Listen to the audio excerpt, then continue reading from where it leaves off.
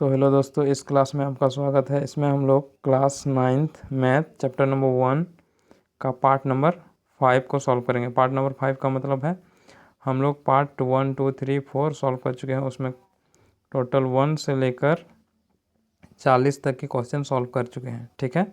और इस वीडियो में हम लोग सॉल्व करेंगे 41 से लेकर 49 तक के क्वेश्चन, ठीक है। यानी कि टोटल 9th क्वेश्चन इसमें हम लोग सॉल्व करेंगे। और ये हमारा लक्ष्य है A+, यानी कि स्कोर हमारा A+ होगा यदि हम लोग इसको कंटिन्यू करेंगे। तो चलिए देख लेते हैं क्या क्या क्वेश्चन हमें सॉल्व करना है। तो देखिए क्वेश्चन नंबर 41 है। तो 41 है, इसमें हमें दिया गया है 2 इरेशनल नंबर, इसको हमें मल्टीप्लाई करना है, ठीक है। तो चलिए मल्टीप्लाई करते हैं। इसमें दिया गया है 5 + √5 × 5 - √5। तो सबसे पहले हम लोग इंटू करेंगे इसको इसके साथ, और फिर इसको इसके साथ, और उसके बाद फिर इसको इसके साथ, और इसको इसके साथ, ठीक है। तो चलिए देख लेते हैं। 5 × 5 कितना होगा? 25। इसको इंटू करने के बाद 25 हो गया। अब इसको इंटू करेंगे, इसको इसके साथ इंटू करेंगे, ठीक है। तो यहाँ देखिए, यहाँ प्लस में है और ये माइनस में है, तो क्या होगा? प्लस माइनस इंटू करने के बाद माइनस होता है, ठीक है। और इसको यदि हम लोग इंटू करेंगे तो हमारे पास आएगा 5√5। उसके बाद अब हमें गुना करना है इसको इसके साथ, और यहाँ देखिए ये प्लस में है और ये भी प्लस में है, तो यहाँ आ जाएगा +5√5। फिर हमें √5 को -√5 के साथ इंटू करना है, तो हमारे पास आएगा प्लस माइनस क्या होता है? -√5 × √5 यानी कि √25। ध्यान दीजिएगा, ये प्लस में है और ये माइनस में है, कि ये दोनों कट जाएंगे। तो हमारे पास क्या बचा है? तो हमारे पास आया है 25 -√25। अब यदि हम इसको रूट से हटा देंगे, यानी कि रूट से निकाल लेंगे, तो हमारे पास आएगा 25 - 5, यानी कि इसको सॉल्व करने के बाद हमें मिलेगा 20, ठीक है। तो चलिए देख लेते हैं ऑप्शन नंबर कौन वाला सही है।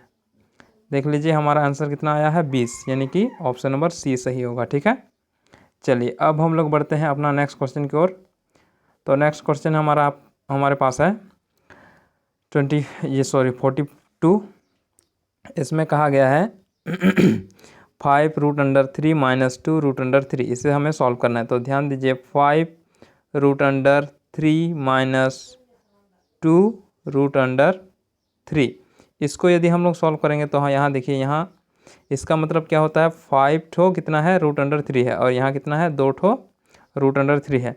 और यदि 5 में से हम लोग 2 ठो √3 को घटा देंगे तो कितना बचेगा? 3, यानी कि 3 ठो √3 बचेगा, ठीक है।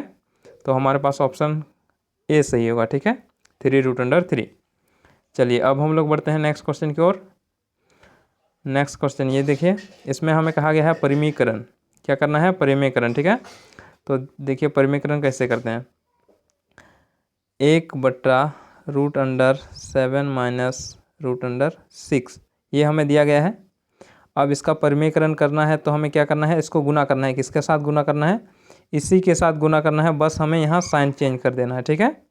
क्या करना है? यहाँ प्लस है तो माइनस कर देना है, अब माइनस है तो प्लस कर देना है। तो हमारे पास आएगा √7 माइनस, सॉरी प्लस है तो यहाँ माइनस है तो यहाँ प्लस कर देंगे, 6/√7 + √6। अब इसको यहाँ देखिए, इसको इसके साथ इंटू कर देंगे और इसको इसके साथ इंटू कर देंगे, तो हमारे पास क्या आएगा? ऊपर में आएगा 7 √7 + √6, और नीचे में हमारे पास आ जाएगा इंटू करेंगे। तो यहाँ ध्यान दीजिएगा, इस पर यहाँ देखिए, ये इसको इंटू करना है हमें इसको, ठीक है। तो चलिए एक बार लिख लेते हैं। यहाँ देखिए √7 माइनस है √6, और इसको इंटू करना है √7 माइनस √6 के साथ, सॉरी यहाँ प्लस है, ठीक है, यहाँ माइनस है और यहाँ प्लस है। अब हमें इसको इंटू करना है, तो यहाँ देखिए a - b × a + b के फॉर्मूला में इंटू करेंगे, तो हमारे पास आएगा √7 + √6 √7 का स्क्वायर फिर माइनस √6 का स्क्वायर। और इसको यदि हम लोग सॉल्व करेंगे तो हमारे पास आएगा √7 प्लस √6 अपॉन, यहाँ देखिए यहाँ हमारे पास क्या था √7 का स्क्वायर और यहाँ √6 का स्क्वायर। यदि स्क्वायर और रूट कट जाएगा तो हमारे पास क्या आएगा, यहाँ हमारे पास आएगा 7 माइनस 6, और इसको घटा देंगे तो हमारे पास आएगा √7 प्लस √6 अपॉन 1, और नीचे में 1 रहता है तो हम लोग नहीं लिखते हैं, तो हमारे पास आएगा 7 √ और यहाँ 6, यानी कि ये वाला ऑप्शन सही होगा। तो देख लीजिए कौन वाला ऑप्शन सही है, √6 प्लस √7 प्लस ये √7 प्लस √6। तो देख लीजिए ऑप्शन नंबर ऑप्शन ए ये हमारा सही होगा, ठीक है, √7 प्लस √6। चलिए अब हम लोग बढ़ते हैं क्वेश्चन नंबर 44 की ओर। 44 हमें दिया गया है, इसमें हमें दिया गया है 7 के पावर में है 6/5 और फिर बट्टे में है 7 के पावर में 1/5। इसे हमें सॉल्व करना है, ठीक है। तो चलिए देख लेते हैं। हमारे पास है 7 के पावर में है 6/5 और नीचे में 7 के पावर में 1/5, ये हमें दिया गया है। तो ध्यान दीजिए, इसमें एक तो फॉर्मूला होता है, यदि a के पावर में m और बट्टे में a के पावर में ही n रहता है, यानी कि यहाँ a और यहाँ भी a है और उसके पावर में यहाँ m है और यहाँ n है, तो इसको हम लोग लिख सकते हैं a के पावर में m फिर माइनस n, यानी कि नीचे वाला को घटा देंगे ऊपर वाले में, ठीक है। तो यहाँ भी उसी प्रकार करेंगे, 7 को लिखेंगे, उसके बाद हम लोग क्या करेंगे 6/5 में से घटा देंगे 1/5 को, और इसे सॉल्व करने के बाद हमें मिलेगा 7 के पावर में 5/5। 5/5 ये कट जाएगा तो 7 के पावर में 1, और 7 के पावर में 1 का मतलब होता है 7, ठीक है। तो देख लीजिए कौन वाला आंसर सही है, ऑप्शन सही है, ये ऑप्शन नंबर ए, ठीक है। इसमें 7 है तो ये वाला ऑप्शन हमारा सही है। चलिए अब हम लोग बढ़ते हैं अपना नेक्स्ट क्वेश्चन की ओर। तो देखिए 45 में हमें दिया गया है 36 के पावर में 1/2 है, इसका मान हमें ज्ञात करना है, ठीक है। तो चलिए 36 का पावर में हाफ है। अब इसको हम लोग सॉल्व करेंगे तो हमारे पास, यानी कि हाफ का मतलब होता है √, ठीक है, स्क्वायर रूट होता है हाफ का मतलब। अब इसको हम लोग यदि हम लोग सॉल्व करेंगे तो हमारे पास आएगा कितना 6, यानी कि 36 का वर्गमूल कितना आता है 6 आता है, तो आंसर सी सही होगा, ठीक है। चलिए अब हम लोग बढ़ते हैं नेक्स्ट क्वेश्चन। तो यहाँ देखिए 46 में हमें दिया गया है 2 के पावर में 2/3 है इंटू 2 के पावर में 1/3 है। तो ध्यान दीजिए, एक तो फॉर्मूला होता है क्या, a के पावर में यदि m और गुना के पावर में a के पावर में n है, तो हमारे पास होता है a का पावर में m प्लस n, यानी कि एक ठो क्वेश्चन हम लोगों ने डिस्कस किया, यदि बट्टे में रहता तो यहाँ घट जाता है, यहाँ ये माइनस आ जाता है, और यदि इनटू में रहेगा तो यहाँ प्लस आ जाएगा, ठीक है, यानी कि पावर का एडिशन हो जाएगा। तो यहाँ देखिए 2 है, यहाँ भी 2 है, तो हमारे पास आएगा 2 और इसका 8 कर देंगे, यानी कि पावर को 8 करेंगे तो क्या है 2/3 और फिर प्लस करेंगे 1/3, और इसको सॉल्व करने के बाद सॉल्व करेंगे, यानी कि इसको जोड़ने के बाद हमारे पास क्या आएगा 2 के पावर में 3/3, और 3/3 कट जाएगा तो हमारे पास आएगा 2 के पावर में 1, और 2 के पावर में 1 का मतलब 2, इसका मतलब ऑप्शन नंबर ए सही होगा, ठीक है।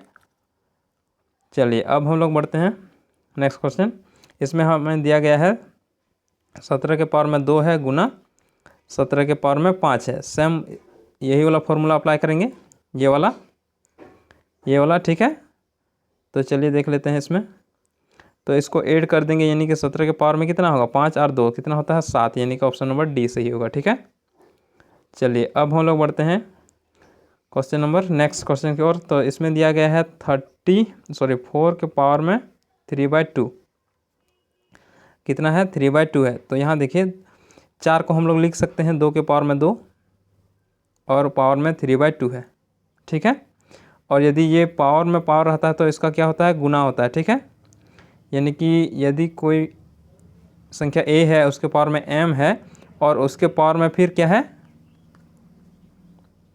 उसके पावर में फिर n है, तो क्या होगा इसका आंसर, a के पावर में m इंटू n।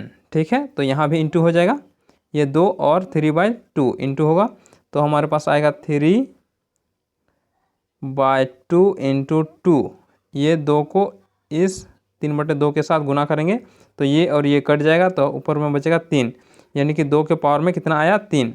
यहाँ सब ये सब कट के कितना आया, 3 आया, और ये 2 के पावर में है, तो 2 के पावर में 3 का मतलब कितना होता है, 2 को गुना करना है 3 बार। ठीक है, इसका मतलब कितना होगा, 8 होगा। ठीक है, ऑप्शन नंबर डी सही होगा।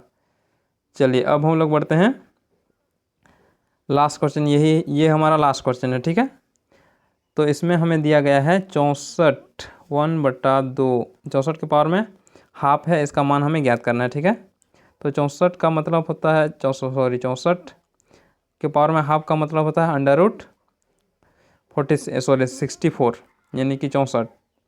और इसका हमें यदि हम लोग इसका वर्गमूल निकालेंगे तो हम लोग सबसे पहले वर्गमूल निकालने के लिए हम लोग अभाज्य गुणनखंड विधि से निकालेंगे। तो इसका अभाज्य गुणनखंड निकालेंगे तो ये 2 से कितना बार में, 32 दूनी 64, फिर 16 दूनी 32, फिर 2 से 8 बार में, और ये 8 जो है ये 2 बार में कट जाएगा 4 से, और ये 2 बार में 2 से। तो ध्यान दीजिए यहाँ कितना आया, यहाँ 3 ठो 2 आया, यहाँ 3 ठो 2 आया। इसका मतलब हम लोग 64 को क्या लिख सकते हैं, 2 गुना 2 गुना 2 गुना 2 गुना 2 गुना 2, कितना 2 आया, 6 ठो 2 आया। ठीक है, 6 ठो 2 आया। और यदि हम लोग इसका वर्गमूल निकालते हैं तो 2 में से